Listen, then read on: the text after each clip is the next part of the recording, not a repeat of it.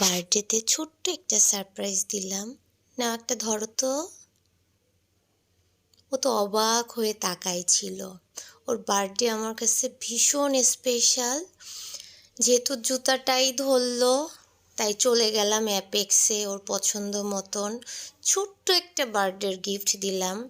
কারণ সারা বছর আমি অপেক্ষা করি ওর বার্থডেটার জন্য। ওর বার্থডে আসলে আমি ভীষণ খুশি হই এবং ভীষণ কিছু স্পেশাল করার জন্য চেষ্টা করি সবসময়। সবসময় আবার হয়ে ওঠে না। আর এই যে বার্থডে বয়, হ্যাপি বার্থডে, সে ভীষণ খুশি হয়েছে কারণ এবার আমরা খুলনায়। আমার মেয়েটা ঘুমিয়ে পড়েছিল, ওকে ছাড়াই ওর বাবাকে আমার উইশ করা লাগছে। তো মনটা আমাদের দুইজনেরই খুব খারাপ ছিল, কি করার আর। এরপর আমরা একটু কেক কাটাকাটি করছি, সে নিজেই খাচ্ছে, আমি আর তাকে কি খাওয়াই দিব। কেকটা খুবই মজার ছিল।